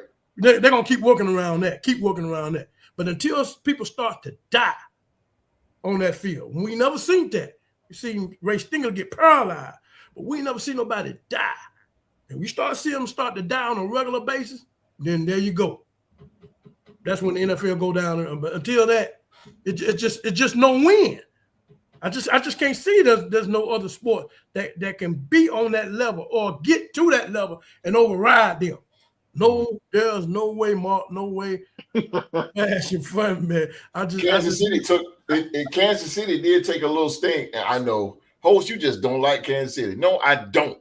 But I'm just saying, Kansas City took some sting out of it too, man, with all that bull crap they were doing. People didn't. They ain't want to watch it. I'm telling you, people didn't want to watch it. Vegas is they're betting. They lost a lot of money because people weren't betting no more. Why the hell I need to bet for when refs gonna get this game up? Like that's the only thing that hurt the NFL.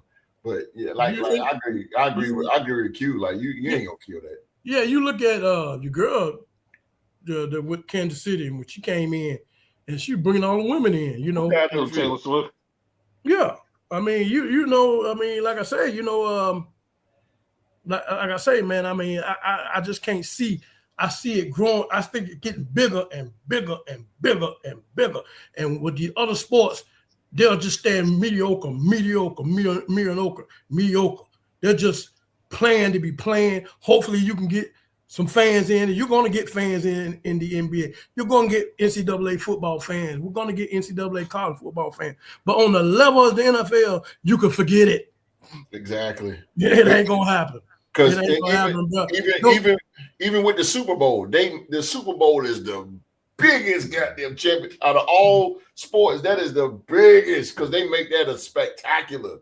Bigger than WrestleMania, bigger than NBA Finals, and you hear people all the time. I heard people all the time. I don't watch sport, but I do watch the Super Bowl. Super Bowl, exactly. Yeah, you hear people all the time say that. Yeah. The Super Bowl and Q, and you remember back in the and y'all remember back in the day in the Super Bowl. The Super Bowl wasn't even like that. It wasn't even like when Buffalo played Dallas. It wasn't like this. Now you got pop stars at halftime. You got all these commercials. You got all the fireworks and celebrities. Yeah, and in the week of the Super Bowl, I advise every chicken to run for the hills. I promise you that. Run for the hills, baby, because you about to be you about to be in somebody's grease. Yeah, this is why you can't take OG nowhere, man. But what he said, the NFL is evolving every year, man. It's evolving every year, and holy hell, I'm telling you, a grand slam if they just bring it. Well, I don't want to get into that. If they just bring the Pro Bowl back, but I leave that back. Sorry, go ahead, Mark. So Rockstar Rock, man, we finish it off with you. Do you think that other sports leagues like the NBA or the NCAA or NASCAR should adjust their schedules around the NFL season, or is football just too dominant to even contend with? My bad. I had to make me some dinner. Conversation went up a little bit. That's why I was off camera. But to answer the question, I believe the NBA and the NCAA can adjust their calendars though. Because reason I say that is because in the first month of August, when the NFL is doing preseason. Who is that? You're out of here. You don't watch that. Who was that? You just made the list. Yeah, you just made the list. There you go. The hell you talking about? Bye. Well, sorry about that. Sorry about that, y'all. You know. But nah, OG was right though about the whole chicken need to go missing around Super Bowl time. That is true. That's the most. That's the most cooked. That's the most cooked food during the Super Bowl. And I think the NFL. I think the college football. I think they can adjust their schedule to probably like that first month of August. Because that's when they usually have their big matchups anyway, like the non-conference schedules or the games where, like this year, they made a big deal about Miami and Notre Dame playing in the first 2 weeks of the season, but those two games really made a difference towards which team got into the playoff. So I think if the NCAA can start their season in like the first week of August when the NBA, before the NFL even starts preseason, because we're not watching the preseason anyway during that time. We can be watching college football. The first few weeks of college football, like they can be in like week 5 of college football before the first week of preseason start. You know what I'm saying? Or when the Hall of Fame game starts, that can be the college football right there. In my thing, and with the NBA, I think the NBA should to actually start their season like I think the NBA should start their season the first week of November, not like around Halloween or around Thanksgiving or anything of that nature. I think they should start it in November just so they can be able to still compete when the NFL is done in the early part of the future year to come, the future year to come and whatnot. But and that's the only way I think they can probably compete is necessarily the NCAA having their season start in August, like the first week of August. That way that they're not really competing head to head with the NFL during the NFL's big starting season, which is going to be in September. the NBA. That way, like they can start in November. That way, they can start the season off with that NBA Cup, the NBA Cup tournament. Instead of having regular season games, just start the season off with the NBA Cup. That way, that's what they're trying to. That's what they're trying to get viewership off of anyway. Just start the season off there. At least it'll be some type of competitiveness, because that's the most competitiveness. That's the most competitiveness I've actually seen. The NBA is during that Cup season and whatnot, and then start your regular season after that. That's my take on it. Y'all might not, y'all ain't gotta agree with it, but hey, change the channel. You don't like what's on the television. I mean, but I see what you're saying, Rob. They got to come up with something like that to try to get viewers, get people to watch it more. But it's fucking stupid. But you don't have those players in there. So when you don't have those players that's gonna make people watch, you got to do something. I understand what Rock's saying. You got to do something. What Rock's saying too. Yeah, you got to do something. That don't excite me. That don't. Opening night of NBA. Don't do shit for me. Like the opening night of NBA, they have 2 games. If they started the NBA Cup to start the season, that's on an off night that the NFL's not even on.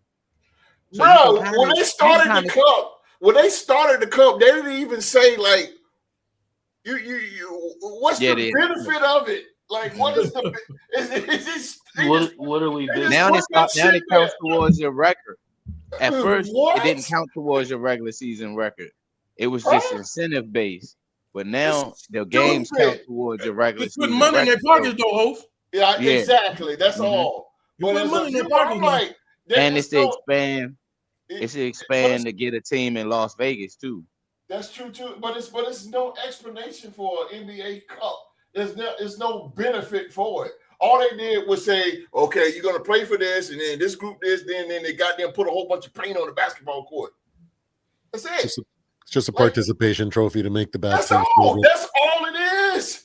Nobody gave a shit when the Lakers won the first one in 2020. Nobody gave a shit about it. He's fired up, ladies and gentlemen. I know. Go ahead, Mark. But that cup you're talking about, how can you compare that to an NFL Finals? You can't compare that. I just if you win the cup, if you win that cup, what you're talking about, and then you don't even qualify for the playoff, well, that shit is right there, none and void. Thank you. Thank you. That's what I'm saying. It's just like they gave you something for just being an NBA team. Yeah. And the New York Knicks won. Guess what? I think the last 3 teams that won the cup didn't win the. The last 3 teams that won the cup didn't win the NBA Finals. And the Knicks, they're gonna fuck around. They're not gonna get it. The Lakers, Milwaukee, the Knicks. Okay, well, how would that make you feel? How would that make you feel if you won the cup, but you never won the NBA Finals? How would you feel as a player? A loser. Yeah, there you go. Fucking loser. David Stern would have never done no dumb shit. Yeah, you're getting a chump award. Some teams don't even want to hang that banner though. The Knicks ain't hanging that cup banner. The Lakers, I think your team, the Lakers, hung their NBA Cup banner. They did. Q-Dog, you might want to go to the stadium. They was all over. They won the NBA championship though, Rock. Didn't they win the NBA championship? They won it. Yeah, they won it. They won it in the bubble, but it's still an NBA championship though. Yeah. Okay, it's a championship. Yeah. Well, season before the cup happened. But still a championship, quote unquote, it's a championship. Not a cup. A real championship. Yeah, a real one. Yeah. They ain't winning in the same year though. They won 2020. But the NBA, they won the NBA Cup a few years after. They won it. They was the first team to win the NBA Cup. Yeah, the cup was afterwards. It was afterwards. Yeah. It had to be afterwards. Yeah, it was afterwards. Yeah. They hung the down up on the NBA Cup. But the last teams that won the NBA Cup didn't win the NBA Finals. They actually got bounced in the first round. Right. I mean, it's just to me, it's just pointless. But I understand what you're saying. They got to do something. Yeah. They got to do something because they plummeting in the ratings, man. And it's all because the type of players that they have. You take the Niners and pick them up and dump them right here in 2025. I guess the NBA skyrocket like it. With those same rules, they'll skyrocket like hell. They'll jump in the though. You do have a point. Yeah, they're I jumping. hate it. You do have a point. It boils down to the way they playing basketball these days. Because I only like to watch Anthony Edwards outside of the players on Boston. In the league, I watch Anthony Edwards, Joker, because I know what you're gonna get from when OKC. Jokic play and Kevin Durant. But I get what you're saying, Q Dog. It's only a certain amount of teams that you're gonna want to tune in to watch. As far as with the NFL, the parity changes every season in the NFL. It's not just stagnant, So I get that, and that's why the NFL is winning. The parity level, it changes every season. Yeah. They winning in the draft. They're losing in the Pro Bowl though. Because when you draft in the college, when you draft in the NBA, when you draft outside the top 10, where your good players at? Your good players in the top 10. That's it. After that, you just get hopes or maybes. Mm-hmm. NFL, you get them in the first round, the second round, the third round. Adam Silver is the worst commissioner in NBA history. Damn, that's what you feel? Yes. He just got a job in a terrible era. That's all. I agree with OG. Yeah, that's just all. I agree with OG. He just got the commission. He got the commissioner job in the worst era of basketball. Yeah, he did. He don't even have the personality for it. Mm-hmm. But you know what I would think? You know what I would think that would help the viewership? It's the same thing Supreme said. They need to change the rules of the NBA, man. Like how you sitting here saying that this is a professional league when they can get away with taking 4 steps to get a bucket. LeBron James. We don't want to watch that. That's why the viewership is down, because I don't want to watch nobody travel towards the bucket, but I got to teach my 15-year-old Luka. If I'm coaching a 15, like Host he a coach. He can't sit there and tell his team, oh, we're gonna watch an NBA game so you can focus on the position group so you can know what to do when you're out there. He can't have his team watch that, because if his players see Steph Curry take 4 dribbles and get to the basket, and then that player tries to do that in the YMCA game, he gonna get called for travel. You're damn right. So that goes hand in hand with viewership as well. Yeah. You can't teach the game. Elijah, one of my best players, come down the court in the middle of the court in the game and shoot a 3. Get out of here. Are you kidding me? That's why I would tell kids, watch the college game. Don't watch the pros. Watch the college game, because they still teach fundamentals in college. You think Stephon Curry can get away with shooting that ball on the Phil Jackson team the way he shoot it? No. You kidding me? Huh? Not No. Why not? Because they run the same offense that they running Phil Jackson's offense. But I'm talking about the way he jacked them threes up. You think that Phil Jackson would go for it? But Steve Kerr will. Who? Steve Kerr's Kerr's not that type of coach though. The style of Steph Curry is in a Phil Jackson offense, he would have been just like his coach, a 3-point specialist. He wouldn't have been able in a triangle offense, because that's what Golden State runs. They runs a small implement of the triangle offense. That's how Steph Curry be getting open off them picking slides or them picking fades, because of the angles of their offense. Back in the day, if he'd try to do that against a Chicago Bulls led team, BJ Armstrong would have locked up the Utah Jazz. They would have ate him up. John Stockton would have ate him up. Yeah, he got physical. Ron Hopper would have got in. Ron Hopper would have got in Steph Curry. Vernon Maxwell would have locked his ass down. So it wasn't no slouches. Chris Childs meant something back then. Derek Harper, Chris Childs. I ain't heard that name in a minute. Well, man, it's got to fight with Kobe. It's only really so many guys that play both sides of the ball in the NBA. It's only a select few guys. The NBA, look, the All-Star game with this 3-on-3 crap. That ball Boston got both of them. I mean, this skills passing the ball, and that's what is that for? What is it for? Hey, you trash it, but that'd be the most entertaining part of All-Star Weekend. Pick and roll game, man. No, to me is the 3-point shootout. Yeah, that's a part of Saturday night. That's the most entertaining part of all. And thanks to Matt McClung, the damn slam dunk contest was interesting. Mhm. Yeah, these last 3 years. Now, I don't think he's going to dunk anymore. So I don't know. It's going to be back to shits again. Hey man, we'll see. But Oh, my Some God. of these Put step a- backs, some of these to step put backs a- on the gather though, as well, or the dribble are. Oh, That's a freaking that's travel. I don't care. I get the travel. technicality on how they're yeah. gathering the ball at the same So- time, but at the same time, it's like it hurts. It hurts to see that. Well, it does, because I love basketball, man, but it is so. Oh my God, To bro! all the kids out there, Too watered watch down. college basketball. Do not Mhm. watch the pros if you want to learn fundamentals. College Because you're not basketball going is to see getting it in there, the bro. pros. College basketball is there too because they jack up more threes. And they playing But I mean, with you orange still see basketball look like defense, from though. Walmart. You can Like- still play zone defense in college basketball, And they so run you can get Yeah.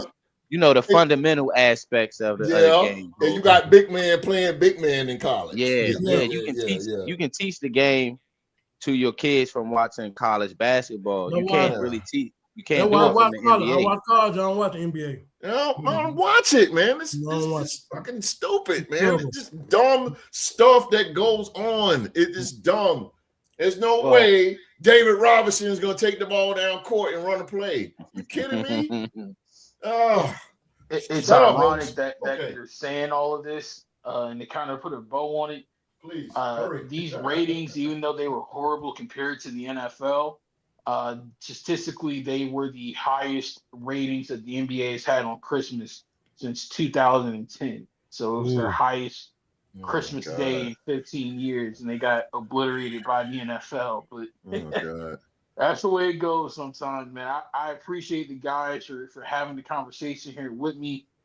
Definitely was a fun topic, but It was. I'm gonna hand it back off to my. You don't hand on me, My- good boy. I feel like the ultimate warrior right now, boy. man. If everyone copyright, I'll play his music, boy. Oh boy, this is crazy, man. But again, man, appreciate you, MVP, man. Great topics. When you sent it to me, man, I fell in love with it immediately. When you sent it, I love it, man. Mark ought to be a journalist, man. The dude has the best questions you could possibly ever hear. It's like, wow, holy Appreciate it. smoke, man. And just listening to these guys, though, man, ladies and gentlemen, just listening to Supreme and Rock and Q. I tell you, man, it's just a treat. I don't even want to talk, man. I just want to sit back and listen. That was good, man. That was good, y'all. I appreciate y'all, man. Appreciate y'all. I'm so fired up right now. I got to get to this 49ers game. What's the score, y'all? Give me the lowdown on it, man. 10-0. Oh my God. I don't really care who wins, but I like both teams. Hey, San Jigba Francisco jacket. uniform is kind of tough. Jigba getting his man though. Huh? He got Jackson and Smith. Jigba getting his man on. Oh, on he 49. oh man, He- JSN is a dog, bro. JSN is a dog. Yeah. Crazy. Woo.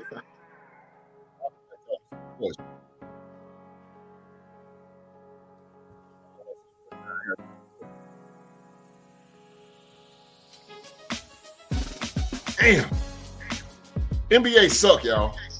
Well, Suck. Shit's trash.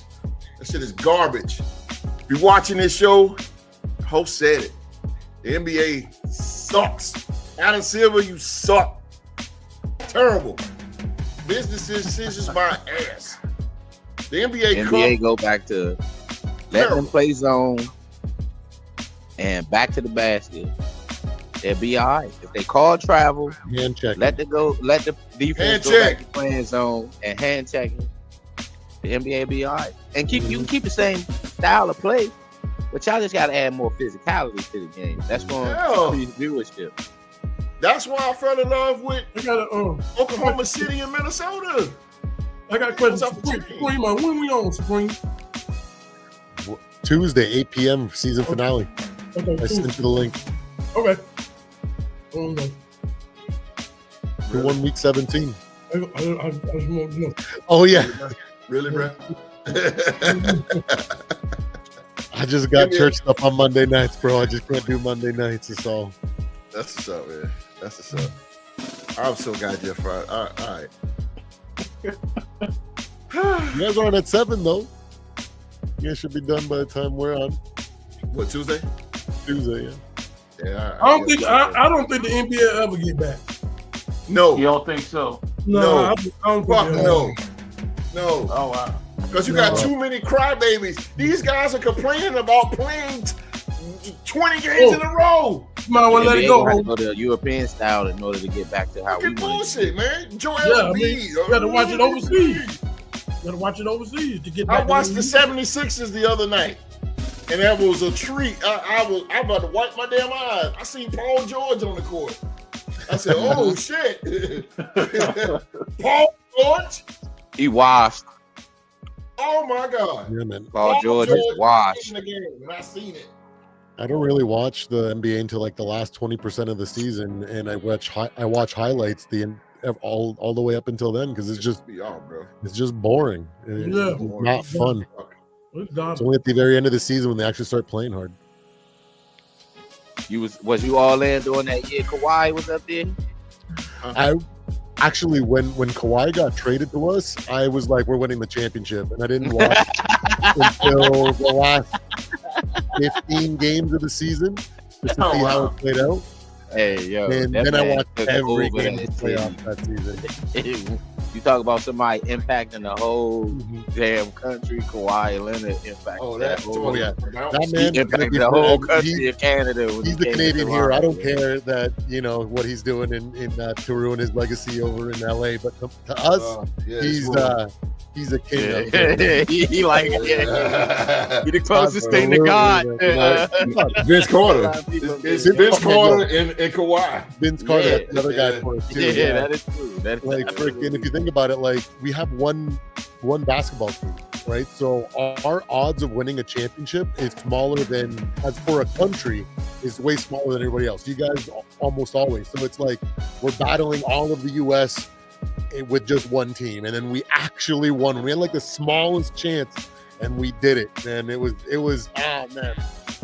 When that ball bounced against the Sixers so many times and it dropped, bro, I was running through the house. I lost my mind, bro. It was one of the greatest moments of sports history for me, man. It was incredible, man. Because I remember I think it was Game 7 against the Sixers, where Vince Carter, pump faked and then threw that three ball up and missed to win the game. And I was like, please, just Kawhi, please. And then he did it. And the way that it bounced like 3 times and fell in, it was like, bro, it was like a whole, I don't know, like the monkey, everything. Just like there was like a whole tribe of monkeys on our back for generations, man. We had Vancouver, we had all these other failed attempts of bringing a team up to Canada. And in that moment, it was, as a country, we were redeemed. So it was incredible, that playoffs, man. I bet it was. That was the That's best thing dope going to hear, on in Toronto. That's dope. to hear.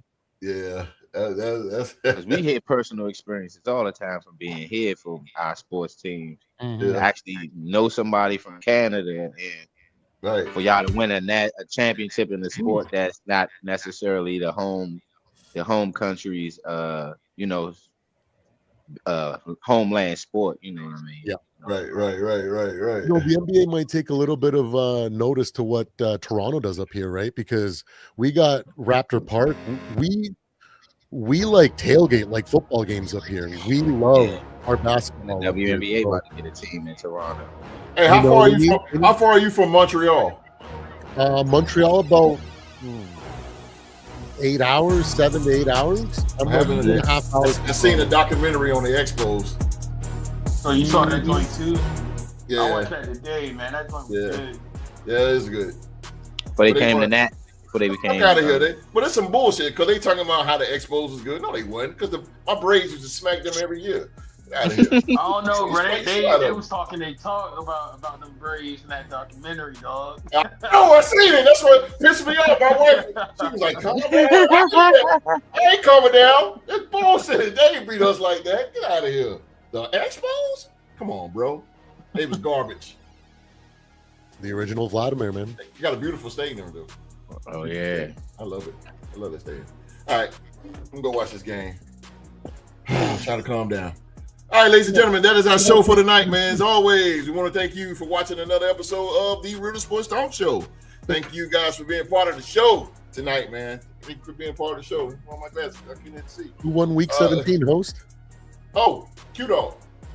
Oh, Q-Dog representing The us dog. Vikings over here. The dog. The dog. Who's gonna win the next one? We will see next week. Oh yeah, I ain't even submit no picks. Appreciate you, man. Appreciate you, noob. Thanks, The noobster. my bro right there. The dude. Appreciate you, noob, for coming through, man. Thank you guys in the live chat tonight, man. Again, this is the podcast where you can come talk some sports, man. We respect everybody's opinions. We may not agree with it, but most importantly, man, we respect it. Q-Dog is the man. The dog. Appreciate you, The bro. dog. The dog. Put that arm up again. Look at that Rolex. I'm trying to tell you, bro. Rolex man, limousine buying, That's jet poor man flying, version. kiss Right stealing, willing dealing. That's a poor man version. Not the All right. All right, 15 grand. Okay, all right. There's a lot of Oh, bubbles. You man. got the way to get this one, buddy.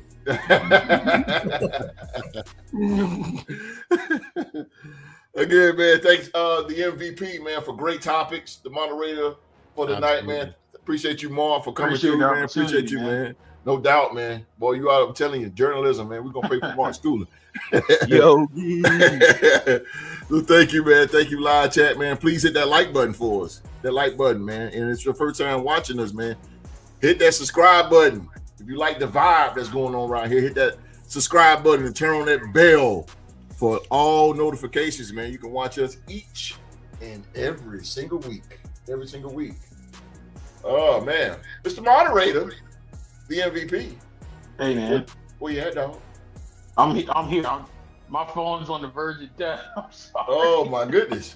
Again, thank I'm you still so here, much. Okay. Nevertheless, then, thank you so much, man. I let the dog get us out. Take us out, dog. We just want to thank y'all for tuning in at the beginning of the year, the first show of the 2026 season. We had some good topics. Mark brought up some good topics. I like this part of the segment that we're bringing up topics like that, sharing our sports mind. We need to continue that, bringing more intellect into the sports world. Thanks y'all for coming in live chat. The live chat has really been popular here lately. Off the chain. Thank y'all. We want to appreciate y'all. Y'all part of this show. We want y'all to keep coming in. Tell people more about us. We want to blow up in 2026 and want you to be a part of it. So I want y'all to enjoy the last week of regular season. Those like my teams, watch your team for the last time. We're gonna chill on Rockstar Rock, see how far he can get on the playoff stars next week. He's been in dormant for a long time. It's about time for him to do a little something. Yeah, it's about time. It's about time for Jackson. It's 2022. It's We're gonna 2022. root for him, and like I said, that's what it's all about. And like I said, we'll enjoy y'all and hope to see y'all next week. Yes, sir. Yes, sir. Yes, sir. Yeah, Rock, man, we depended on you, bro. We depended on you. We with y'all. We with y'all. We with I'm gonna Jackson. stay humble so I know y'all can keep cheering. Stay humble. Hey, shit. If I was a player like that, I would be beat by 10. Trevor Lawrence and them got to go out there and put it out on the field. No matter you got to how get to that second round. That's Jacksonville's. Yeah. I got. I understand. I understand where you coming from. Houston first round, and There you go.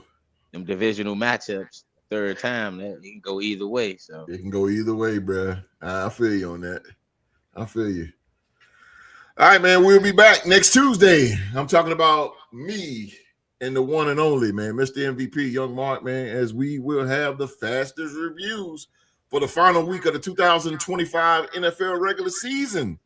So come on and join us Tuesday night at 7 p.m. And again, I want to thank you guys for killing it last Tuesday in the live chat. I mean, killing it. Holy shit. Y'all was off the chain, bro. It was awesome, man. Awesome, man. Everybody came in, repping their team, talking about the games that went down, man. So again, thank you so very much, man. I welcome 52. We had 52 new subscribers come in last Tuesday. All right. That's what's up. 52 new subscribers, man. That's what's up, bro. That was crazy. Thank y'all so much, man. Thank y'all so much, man. For Tuesday. and if you ain't coming back next Tuesday, that's fine, man. We'll be back next Saturday night with more sports talk. Next week, hopefully we can wrap up the podcast panel topic month, as hopefully we can close it out with Wall Street. Hopefully he'll be back next week, and if not, and we'll have next Saturday we will have NBA trivia showdown. As the NBA trivia champion, Rockstar Rock, he's going to be putting his title on the line against Supreme. Putting Supreme back in the ring. NBA trivia. So next Tuesday night, man, 7 p.m., the Power Hour review show. And next Saturday night at 7 p.m., man, be there or be your ass square. Don't worry, it's winter. I'll put you over. It's winter time, everybody. So bundle up and stay warm, man. Everybody around the world, thank you for watching. Please be safe and stay safe. And that's in order.